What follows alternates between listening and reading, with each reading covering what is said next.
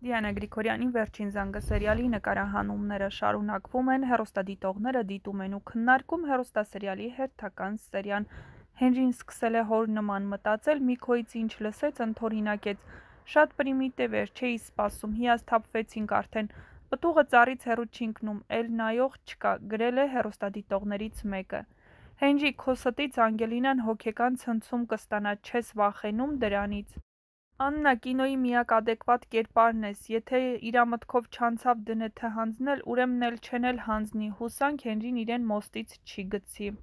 Հենրին չի ուզում ասի Անգելինային, որ քույր ու եղբայր են, որ չտանջվի, բայց իրա հորինած պատմությունից ավելի կտանջվի։